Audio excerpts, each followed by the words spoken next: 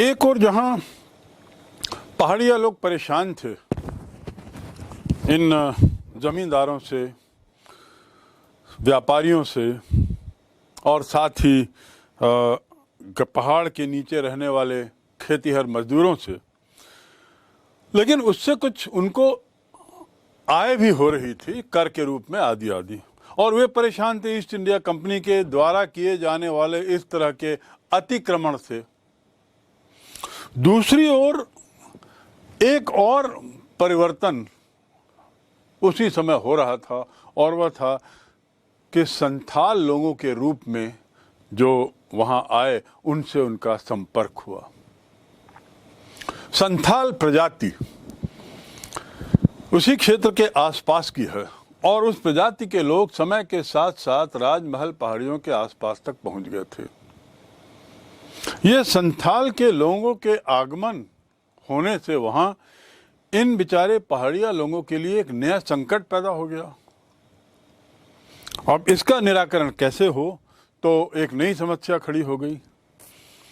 अच्छा, रोचक बात यह है कि जहां पहाड़िया लोग पूर्ण रूप से कृषि पर निर्भर थे, खाद्यान्न पर निर्भर थे, जंगल पर निर्भर थे, लेकिन ये सारा कार्य वो कुदाल से करते थे।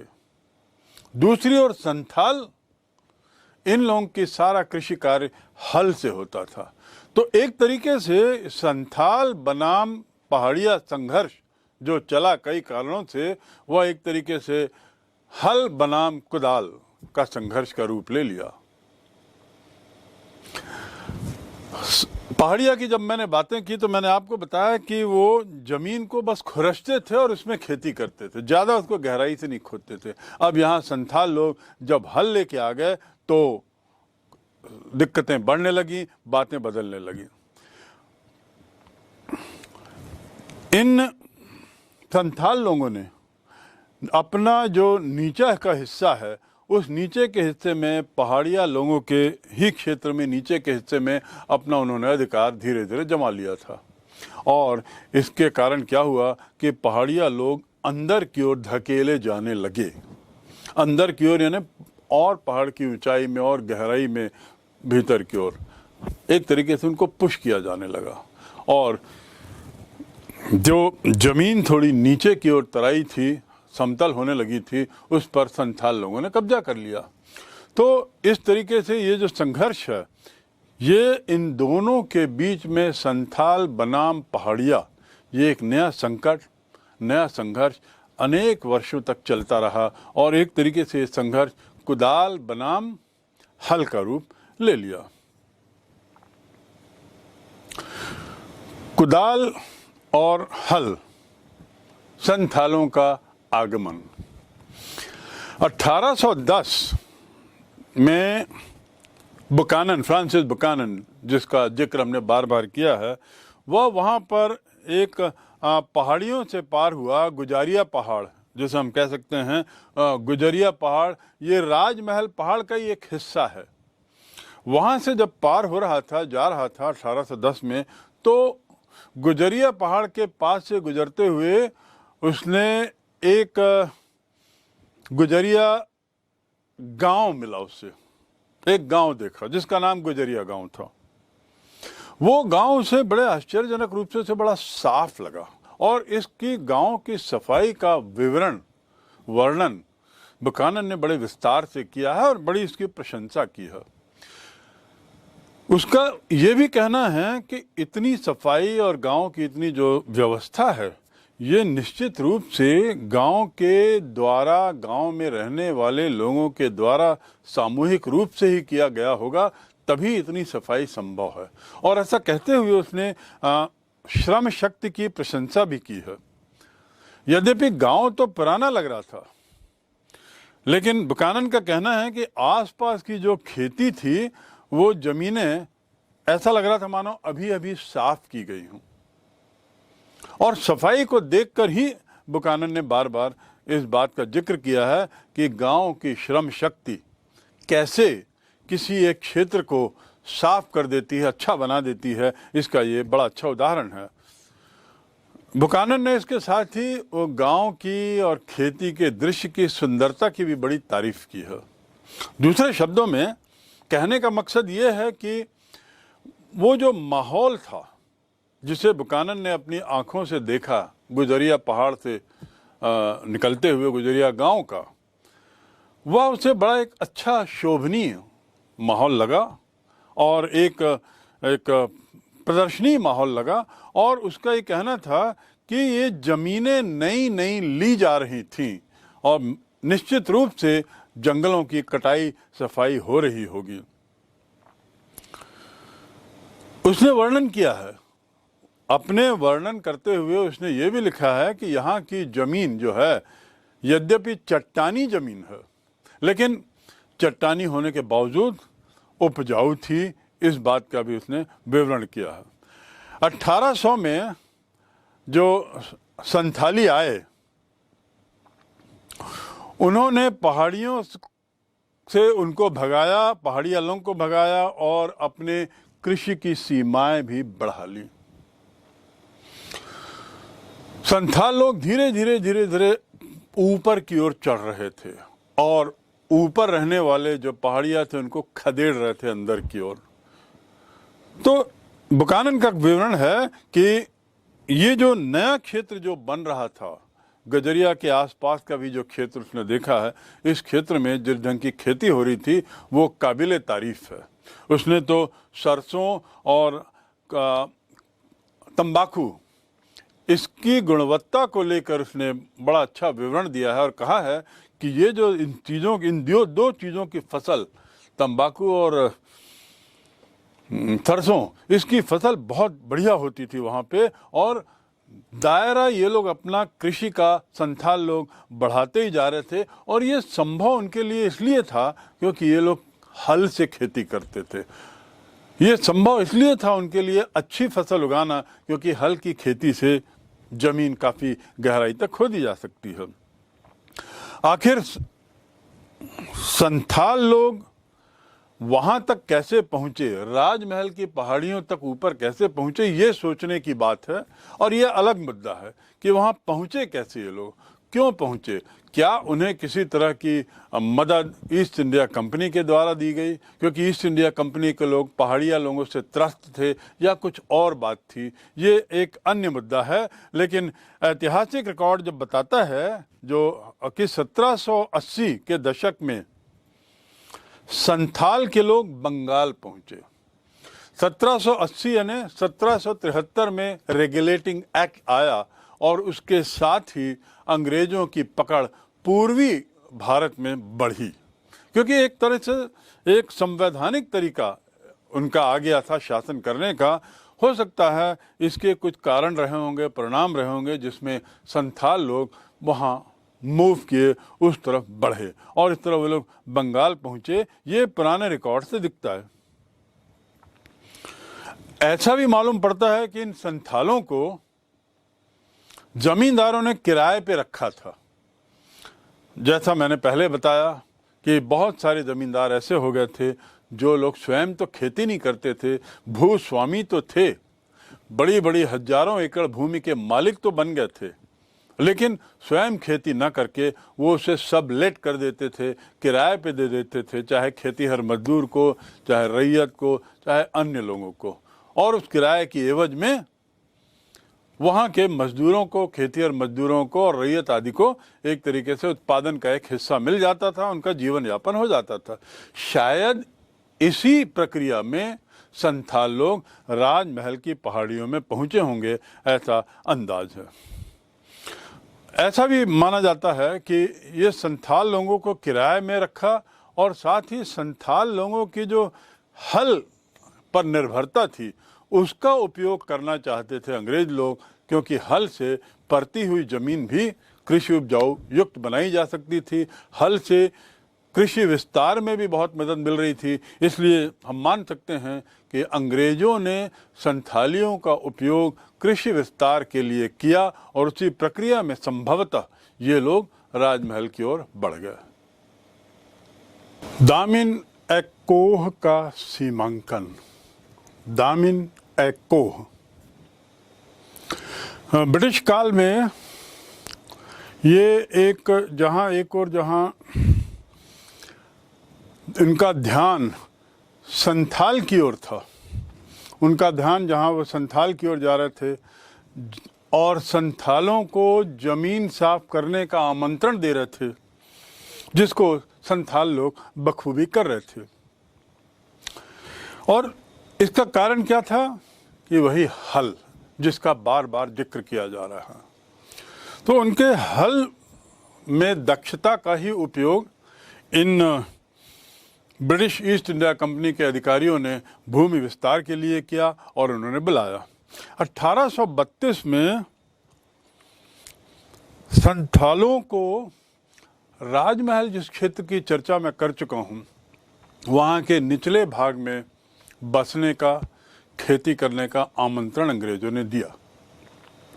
ये मैं जिक्र इसलिए कर रहा हूँ क्योंकि पूर्व में एक ये प्रश्न उठा था कि आखिर ये सोचने वाली बात है कि संथाल लोग बिहार से बंगाल कैसे पहुँचे, वहाँ गए कैसे, क्या क्या बातें थी। उसका कारण यहाँ स्पष्ट दिख रहा है कि उनके संथालों की हल चलाने की कौशलता को देखकर कृषि विस्तार की तीव्रता में विलंब न होने देने के लिए उन्होंने इन्हें आमंत्रित किया था। और संथालों को जो राजमहल पहाड़ी का नीचे का हिस्सा है, दामिने कोह, उसका एक बड़ा हिस्सा उनको दे दिया। परिणाम क्या हुआ कि संथाल लोग वहाँ आके बस गए और ये सुनिश्चित करने के लिए कि संथालों को किसी तरह का व्यवधान ना हो, वे निर्बाध गति से अपनी खेती करें, उस क्षेत्र को अंग्रेजों ने उसको सीमांकित भी कर दिया था। उसकी एक सीमाएं निर्धारित कर दी थी और ये सुनिश्चित कर दिया था कि यह क्षेत्र संथालों के लिए हो और पहाड़िया लोग जो थे वो ऊपर अंदर की ओर चले गए थे। भूमि देने से पहले एक काम और अंग्रेज किया।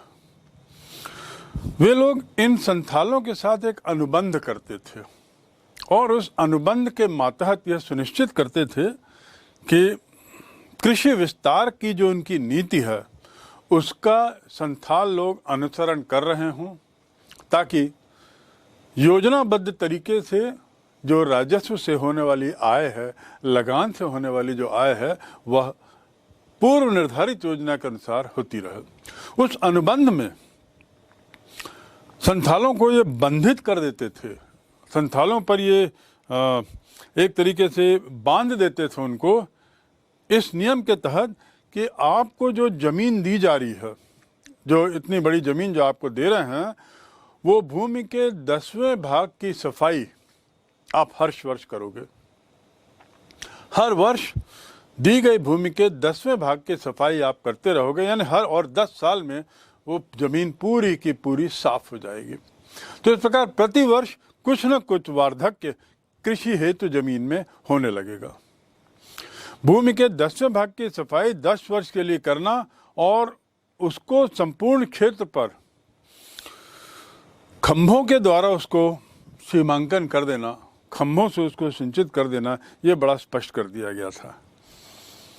अंग्रेजों ने इसका सर्वे भी किया और इस प्रकार संथाल और पहाड़िया संथाल लोग जो हैं वो पहाड़िया और ग्रामीण क्षेत्रों से एक तरीके से अलग कर दिए गए, क्योंकि उनके क्षेत्र का सीमांकन कर दिया गया था।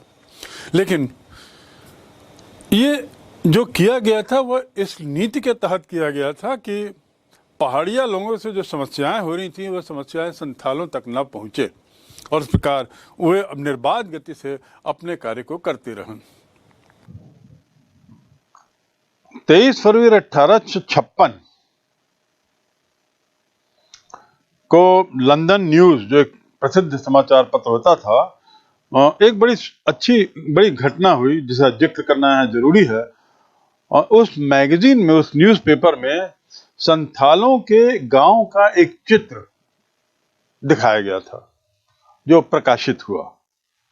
ये चित्र जो है 1850 के आसपास वॉल्टर शेर बिल नाम के व्यक्ति ने बनाया था, जो 1856 में पत्रिका में छपा। इस चित्र में क्या था? इस चित्र में ऐसा दिखाया गया था कि यहाँ के लोग बाहरी दुनिया से पूरी तरह कटे हुए हैं। यहाँ के लोगों पर बाहरी दुनिया का कोई असर नहीं है। बाहरी दुनिया से अलग थलग ये गांव एक द्वीप की तरह है, जो बहुत ही शांत, बहुत ही रमणीय और बड़ा सुखद दिख रहा है। दूसरे शब्दों में इस चित्र में ऐसा बताया गया है कि बाहरी दुनिया के हस्तक्षेप के कारण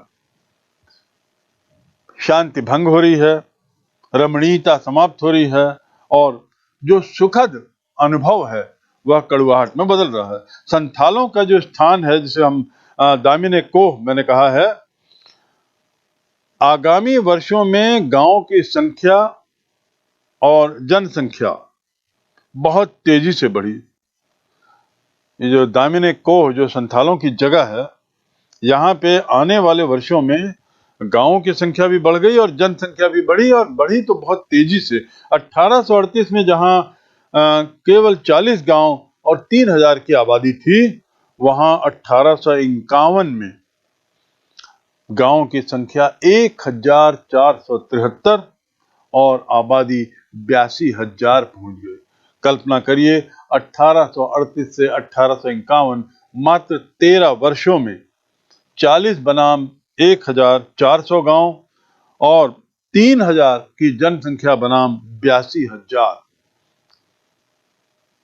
यहाँ कृषि क्षेत्र का लगातार विस्तार भी हो रहा था, क्योंकि संथाल लोग किसी भी विदेशी व्यक्ति को वहां पे घुसने नहीं दे रहे थे, तो वो पूरा क्षेत्र ही उन्हीं का था एक तरीके से, और वे सतत रूप से अपनी आबादी को, बसाहट को बनाए रखने के लिए कृषि क्षेत्र में भी विस्तार कर रहे थे। तो कृषि उत्पादन में तो विस्तार होगा ही, और कर भी देते थे।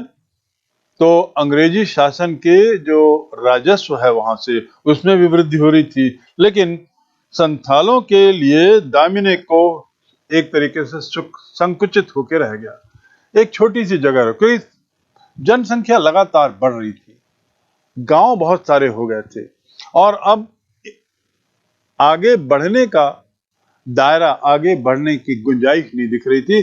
तो एक संकुचित हो गया, एक दूसरे के बहुत बहुत निकट हो गए थे। इसी समय ऐसा भी देखा गया कि संथालों के जीवन में और उनके रहन सहन में भी काफी बदलाव आ चुका था, काफी परिवर्तन हो गया था। आखिर क्यों नहीं होता? अंग्रेजों ने जब राजस्व लेना शुरू किया तो एक तरीके से ये तो दखल ही था। ये जो संथाल के लोग थे, इन्होंने खानाबदोश या जंगली जीवन व्यतीत करना छोड़ दिया था। मूल रूप से ये पहाड़िया लोग होते थे जो एक जगह खेती करते थे, 2-3 साल तक वहां पे फसल उगी, उसके बाद जब वहां पर फसल खत्म हो जाती थी, उपजाऊपन खत्म हो जाता था, तो वो दूसरी जगह जाते थे। तो एक तरीके से वो खानाबदोश थे, घूमते रहते थे, घुमंतू थे, और इसके अलावा जंगली जीवन यापन करते थे। लेकिन समय के साथ साथ ऐसा जीवन यापन उन्होंने छोड़ दिया। अब वे वाणिज्यिक फसल उगाने लगे, जिसमें चाय, कॉफी, नील आदि को हम जोड़ सकते हैं। ये वाणिज्यिक फसल कहलाती है, यानी खाद्यान्न नहीं, खाने के लिए फसल होना एक चीज, और पैसा कमाने के लिए, लाभ कमाने के लिए फसल पैदा करना एक अलग चीज है। तो अब इनका उद्देश्य लाभ कमाने के लिए, पैसे के लिए, अब इन्होंने अपनी उपज की शैली को, कृषि की शैली को बदल दिया, और इसके लिए पैसे की जरूरत होती थी, तो साहूकारों से लेन देन भी प्रारंभ कर दिया। इस प्रकार साहूकारों का भी दखल वहां शुरू हुआ। संथालों ने जिस भूमि को साफ करके खेती शुरू की थी, सरकार उस पर अब ज्यादा कर लगाने लगी, बहुत ही ज्यादा राजस्व कर दिया उसने, और जमींदार लोग दामिने कोह पर अपना नियंत्रण स्थापित करने लगे। एक और जहां राजस्व की प्रथा शुरू हुई अंग्रेजों के द्वारा, वहीं दूसरी ओर राजस्व कर भी बहुत बढ़ गया, और खासकर संथालों की अपनी जमीन पर जो उन्होंने कर लगाया वो बहुत ज्यादा हो गया था। और तो और जो जमींदार थे वो संथालों के दामिने कोह पर एक तरीके से अपना नियंत्रण बढ़ाने लगे। अपना प्रभाव बढ़ाने लगे। संथाल इस समय तक औपनिवेशिक शासन और राजस्व व्यवस्था से तंग आ चुके थे। अर्थात इतने वर्षों तक जो उनकी अपनी जीवनचर्या थी, अपनी जो दैनंदिनी थी, अपनी जो उनकी जो जीवन शैली थी, उस पर ये जो बाहर का प्रभाव पड़ रहा था और दिनों दिन बाहर का प्रभाव बढ़ता जा रहा था। जैसा कि अभी मैंने जिक्र किया, तो अब संथाल लोग इससे तंग आ गए, परेशान हो गए और बढ़ते राजस्व से तो निश्चित रूप से उनकी कमर टूटने लगी थी। परिणाम क्या हुआ कि वे लोग एक अपने लिए एक संथाल लोग एक अलग तरह की दुनिया की कल्पना करने लगे, सोचने लगे कि हम एक अपनी अलग दुनिया बनाएं, अपनी अलग व्यवस्था करें, उसका निर्माण करें, जहां हम अपने तरीके से रह सकें, उसमें किसी अन्य का किसी भी तरह का प्रभाव ना हो। इसके अलावा जब दामिनी कोह में संथालों ने जमीन साफ करके खेती शुरू की, तो महिरा और पाकुर के राजाओं ने संथालों के गांव को जमींदार और महाजनों के हवाले कर दिया। तो दूसरे शब्दों में दखल दिनों दिन बढ़ता ही जा रहा था। ये जो आसपास के जो कुछ राजा थे, इन्होंने तो संथालों की जमीन को ही महाजन को ये कह के दे दिया कि ये रैयत या ये किसान से जो तुमको पैसा लगता है, वह पैसा इस भूमि से ले लो। ऐसे ही दामिन कोह की जमीन उन्होंने जमींदारों को भी देना शुरू कर दिया, ये कहकर कि तुम्हारे अंतर्गत आने वाले जिन रैयतों ने कर नहीं दिया है समय पर, उसकी एवज में जमीन तुमको दे दी गई है। तो इस प्रकार इस इलाके में बाहरी लोगों के आगमन ने संथालों के जीवन को बहुत ही शोषित कर दिया था। दूषित तो किया ही, शोषित कर दिया। उनकी स्वतंत्रता चली गई, उनकी जो अपनी जीवन शैली थी वह समाप्त हो गई थी। तो इससे त्रस्त हो चुके थे। 1856 में कैलकाटा रिव्यू नाम की जो एक पत्रिका है, उसमें एक लेखक ने संथाल की जो स्थिति थी, जो बड़ी व्यग्र हो चुकी थी, समय के साथ साथ बहुत बदल गई थी, उसका बड़ा सजीव वर्णन किया है। कलकत्ता 1856 यानी विद्रोह, स्वतंत्रता की प्रथम क्रांति के एक वर्ष पूर्व लगभग ये बात प्रकाशित हुई थी, जिसमें वो लिखता है, पत्रकार व लेखक, कि जमींदार, पुलिस, राजस्व और न्यायालय, ये चारों विभाग, सरकारी विभाग मिलकर एक साथ इन विनम्र संथालों का शोषण कर रहे हैं, उन्हें दमन कर रहे हैं, उनकी जमीन संपत्ति आदि छीन रहे हैं, उन्हें पीट पिटाई करके उन्हें बहुत सता रहे हैं। और तो और 50% से 500% तक का उन पर सूद लगाकर उन्हें कर्ज दे रहे हैं। यानी इतना भारी कर दिया जा रहा था, भारी रेट में, कि 50% से लेकर 500% तक का ब्याज उनसे लिया जा रहा था। इसके अलावा वो आगे लिखता है कि हाट बाजार में संथालों की विनम्रता इतनी थी कि हाट बाजार में सामान कम तोला जा रहा था और इन बेचारे गरीबों के खेत में धनाढ्य वर्ग, जमींदार वर्ग, ये लोग अपने खच्चरों को, अपने जानवरों को, अपने टट्टुओं को, यहाँ तक कि अपने हाथियों को भी चरागाह के रूप में छोड़ देते हैं। उनको चरने के लिए छोड़ दिया जाता था। इस प्रकार इस लेखक के अनुसार जो कलकत्ता रिव्यू में छपा है 1856 में, इन संथालियों के साथ बहुत ज़्यादा ज्यादतियाँ हो रही थीं। यह उसकी अंतिम पंक्ति है जो संदर्भित है यहाँ पर।